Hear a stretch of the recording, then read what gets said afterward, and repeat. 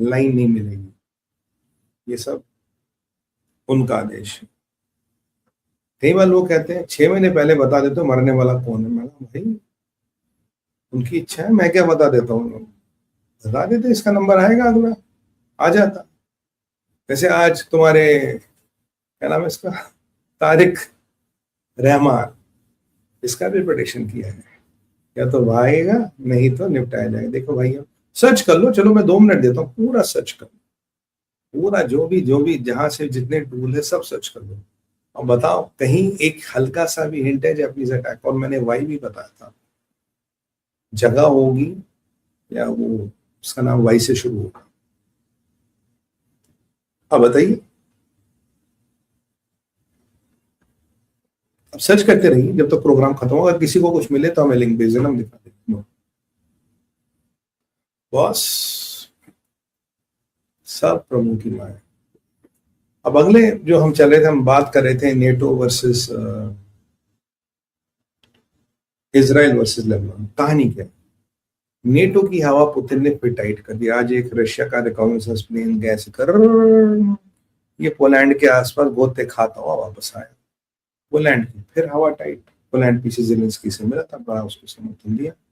Poland ने उड़ाए jet F-16 NATO की। अब आप कंफ्यूज होंगे भाई ये नेटो के जेट हर कोई क्यों उड़ा रहा। देखो पीछे एक रशियन ड्रोन आया तो तैयब अर्दोगन ने बोला मैंने नेटो के F-16 उड़ाया।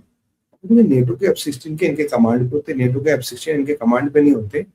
मान लीजिए इनके पास 50 F-16 है, 20 F-16 है, उनमें से 5 नेटो को असाइन किए जाते जो नेटो पेट्रोल का काम करते हैं। जब ये अब मेरे पास 50 F-16 है, 5 first 5 are allocated to NATO और 6 to 50th is allocated to Polish share. अब जब मैं जेट स्क्रैम्बल करूंगा मेरे पास 2 ऑप्शन है, should I scramble from 6 to 50th और फ्रॉम 1st to 5। ये लोग क्या करते हैं, 1st to 5 स्क्रैम्बल करते हैं because that will be seen as a NATO air petrol.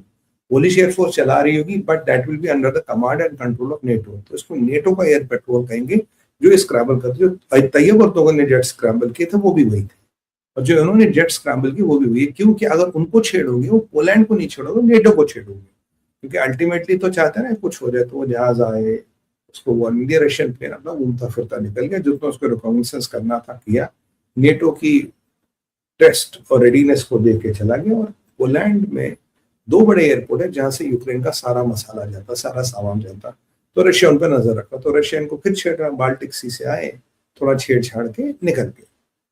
अब पूरे नेटो में फिर हड़कंप, फिर पोलैंड ने सबको फोन घुमाया, फिर बोला यार पुतिन आया, पुतिन ठोक देगा। एक बार वो शेर आया, एक दिन शेर आके ठोक देगा। वो आपने सुनी सुना स्टोरी, शेर आया शेर, और एक दिन वाकई में शेर आ जाएगा। चलो कोई बात नहीं, ये तो पुतिन का एक जलवा था। यहां से दिसंबर कल से इजराइल ने तो बोला कि जिहादियों को हम जेट नहीं देंगे, 108 बिलियन लगाएंगे, हमास का सीज फायर खत्म होने वाला। और इजराइल काफी चीजों पर नजर बनाए हुए कि उसको अगला स्टेप क्या लेना। इजराइल की नजरें आज कहाँ, इजराइल की नजरें लेबनान पे। शेर की नजरें शिकार पे होती है, जब वो शिकार को आइडेंटिफाई करता फिर वो पोजीशन लेता, चुपचाप झाड़ियों में बैठता, वेट करता, आ गया। जब हिटिंग रेंज में शिकार आता तब कूदता उस पर। अब इजराइल का शिकार कौन है, इजराइल का शिकार है लेबनान। क्यों, आज तारीख 26-31 को जो सीज फायर हिजबुल्लाह के साथ हुआ था वो खत्म होने वाला है। अब इजराइल ने कहा था भाई ये लिटनी रिवर तक तो आप भाई ये कर लो, what you call this, militarization कर लो। वो कह रहे जी हम कैसे करें, ईरान नहीं कह रहा। उसने कहा हम ये नहीं मानते कि लिटानी रिवर तक करो, पूरे लेबनान में करो, अगर आप नहीं करोगे तो हम खुद ही कर देंगे। और लेबनान की जितनी ढुकाई पिटाई हुई, जो इकोनॉमी की हालत थी, वो कह रहे हैं हम तो मर गए। लेबनान का प्रेसिडेंट आया, वो कहता जी ऐसा है कि डिप्लोमेटिक एफर्ट्स ने काम लाया है, डिप्लोमेटिक एफर्ट्स के कारण थोड़ा युद्ध जैसी परिस्थितियां टल रही है, काफी डेवलपमेंट होगी, काफी काम हो गया, हमें लगता है 31 दिसंबर तक अपना मिशन पूरा करेंगे। ये वही लेबनान के प्रेसिडेंट है जो 10 दिन पहले कह रहे थे हम कैसे करें, तो ईरान के हाथ में है। अब ये लेबनान का प्रेसिडेंट क्या कहना चाहता है, लेबनान का प्रेसिडेंट ये कहना चाहता है कि मैं पूरा काम कर रहा हूँ, डिप्लोमेसी बड़ी काम आ रही है, खुद ठक ठक की जरूरत नहीं है, जहाज भेजने की जरूरत नहीं है, हम खुद काम करेंगे। बेसिकली कुछ काम तो लेबनान ने किया है, बट लेबनान इज फेयरिंग कि 31 को इसराइल आके ठोक देगा। बेंजामिन नेतन्याहू ट्रम्प वगैरह सर 31 तक थोड़ा बिजी, उसके बाद आऊंगा। ट्रम्प का जो मसला था सीरिया के बफर जोन से निकलो, खत्म, क्योंकि इसराइल ने भी आईसिस वालों को पकड़ा, तुम भी आईसिस वालों को ठोक रहे हो। आज तुमने नाइजीरिया में जाके ठोका, परसों सीरिया में जाके ठोका, तो भाई आईसिस तो उभर रहा, आईसिस वाला मसला खत्म। अब लेबनान वाला कि भाई तुम करो, लेबनान का प्रेसिडेंट कह रहा है जी मैं तो काम तो हो रहा है, वो बेचारा इसलिए कह रहा है कि आके हमारे एरिया पर बमबारी ना करे इसराइल। अब वो सोच रहा है कि मैं डिप्लोमेसी वगैरह की बातें करूँ तो इसराइल को रोक दूंगा, थोड़ी देर मामला टल जाएगा। पर इसराइल ने वो 31 दिसंबर तक रुकेगा नहीं तो ठोक देगा। इसराइल एक साथ कई सारे फ्रंटों में लड़ रहा है। हमास को कह रहा है तुम्हारा सीजफायर खत्म है, हमारे सार्जेंट की लाश तो, और जो तुम्हारी हरकतें हुई है वो ठीक नहीं है, हम मंजूरी नहीं। तो मुझे लगता है जब तक बेंजामिन नेतन्याहू यूएस पहुंचेंगे ट्रम्प से मिलने, तब तक उन्होंने और भी कई सारे फ्रंट खोल दिए होंगे। जब और कई सारे फ्रंट खुलेंगे तो खटाई में जो पड़ने वाला वो है डोनाल्ड ट्रम्प, क्योंकि उसके पास ज्यादा विकल्प बचेंगे नहीं। क्योंकि लेबनान की जो आज मैं सुना रहा हूँ हो रहा था डिप्लोमेसी का, हमारी जहादी पर और जहाज लेबनान भी ढीला पड़ गया। और लेबनान को पता बेटा इसराइल पीछे जो 5-6 महीने से खाली बैठा है, वो खाली नहीं बैठा, वो अपना असला बारूद सब उसने इकट्ठा कर रखा और दबा के आके भेजेगा, दबा के आके ठोकेगा। इसलिए वो बेचारे करे ठीक है भाई क्या करें, हम तो सब रेडी हैं, देखो क्या होता क्या नहीं। तो यहाँ नेटो की भी हालत खराब है, इसराइल अपने वेपन बना रहा है, हमारे लिवरेज हट गया, या इसराइल इस रीजन को फ्लेयर अप कर रहा है, या ईरान और लेबनान दोनों के फ्रंट फिल खुलते नजर आ रहे हैं।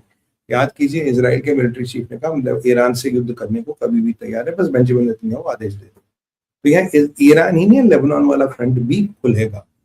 और गाजा वाल में तैयारी चल रही है, जॉर्डन शांत है, सीरिया को फिलहाल उन्होंने शांत कर दिया।